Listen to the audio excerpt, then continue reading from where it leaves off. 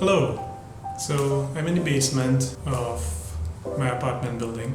My wife has Zoom calls all day, so I came down here to make this short video on some tips on how to shoot off-camera flash portraits. So I've been doing a ton of portrait sessions recently using off-camera flash, and I've been getting some good feedback on Instagram, and I just wanted to make a short video just giving you guys some tips because I've been receiving a lot of questions on how I've been shooting and what gear am I using and all that kind of thing.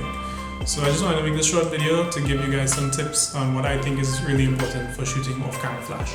Okay, so let's get right into it. Tip number 1, use a modifier. So usually when we are thinking about getting into off-camera flash shooting, we focus a lot on the actual flash, but we pay little attention to what type of modifier we should pick up. We spend a lot of money on a really expensive flash and we don't really have any money to spend on a modifier. Spend the same amount of time looking for a modifier as you would looking for a flash. Remember, flashes are small pops of bright light. Without the aid of a modifier, the light which your flash creates is really harsh and usually unflattering to subjects. A modifier complements your flash by softening that hard light. Now, don't just go out and pick up the first modifier you see. Do some research on different types of modifiers and figure out which one suits your style of photography best. Modifiers can be really overwhelming, but a good place to start is octoboxes. Research into octoboxes, see which size you think suits you best. But at the end of the day, you should be shooting using a modifier. Okay, so tip number 2, position your flash. Don't just set up your flash, point it at your subject and start shooting. Taking the time to play around with the flash really helps. Always remember, the closer your flash is to your subject, the softer the light is going to be, providing that you are using a modifier, of course. There are, however, some downsides of shooting with your flash extremely close to your subject. The first and main issue you may encounter is that the light may be uneven on the face. The flash side of your model's face will be lit perfectly, but then the opposite side may be in a shadow. The light may not wrap around your model's face perfectly, as you can see with this video. To counteract that problem, you can use a reflector on the dark side of the face. Bouncing the light off of a reflector will cast a little bit of light on the dark side. If you have a second flash, you can also use a second flash on the dark side of the face. You can also try moving your flash a little bit further away from the subject. This will cause the light to wrap around the face more evenly. Tip number 3, position your model. Now, this may seem really obvious to you, but when we're in the heat of action in a real photo shoot, it's common to make basic mistakes. Sometimes it's just easier to tell your model to shift her position, turn a little bit, face a little bit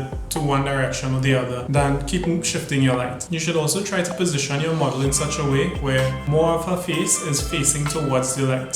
So if I turn my face towards my light right now, more light comes onto the dark side of my face. If I turn back this way, the further side of my face gets darker. Sometimes as well, you may have a model with long hair and her hair may be brushed to one side of the face. Try not to use the flash on that side of the face. Use it on the opposite side of the face. If you use it on that side of the face, the hair will create a shadow on the rest of the face. Okay, tip number 4, don't be afraid to shoot with extremely high flash settings. When I first started shooting with a Godox AD200, I would never shoot past 1/4 power. I always thought to myself, why do I need all this power? I'm outside, it's sunlight, I don't need all of this power. A lot of the time when we are shooting with off-camera flash, we are trying to overpower the harshness of sunlight. And in order to do this, we need a really bright flash of light. You should always start by shooting with your flash off. In this way, you can expose for the background first, and once you're happy with the background, then we put on the flash. Adjust your flash accordingly for the best exposure for your model. Sometimes when you're trying to expose for the clouds, we will shoot at very low shutter speeds, such as 1/4000th of a second. In order to counteract the darkness that will cause on the model's face, we will end up shooting with very high flash power. Okay, tip number 5,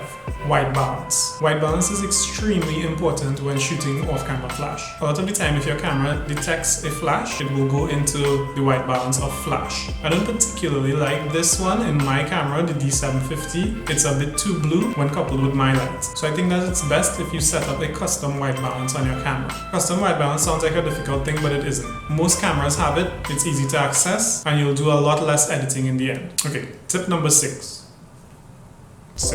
Gels. Gels are a great way to help you get a more desirable white balance, and as well a great way to add some color to your photos. My advice, however, is to start basic. Get comfortable shooting with your off-camera flash before you throw gels into the mix. When you're happy with how your flash is exposing your subject, then you can maybe get a little bit more technical with your photos and add some gels in. Okay, bonus tip. Get some weights for your flash stand. I don't care how expensive or how sturdy you think your flash stand is, it will tip over in a gust of wind. Now this may sound a little bit, by the way, that's not so important, whatever. Nothing breaks your concentration concentration and will shoot more than a flash tipping over. It breaks your concentration and will break the concentration of your model as well. If your model sees that your flash is a little bit unstable, they'll focus more on that flash rather than posing for you. Alright, finally I just want to say that I know it's a bit of a daunting thing to think about flash photography, specifically off-camera flash, but my advice is just to dive into it. Grab someone to practice with, grab your brother, your sister, wife, husband, whoever. Just get some practice, tell them that you want to take a couple shots of them and just start shooting. Before you know it, you'll develop a rhythm and you'll understand positioning of flashes much better. I'm sure your first couple shots may not be that great, but after some practice you'll get there. Okay, well, thank you for watching my first video here on YouTube. I hope this was helpful for you guys. If you guys have any questions, you can drop comments below, like, share with your friends, that sort of thing. You can also check me out on Instagram. I'll drop a link in the description below. Yeah, thanks.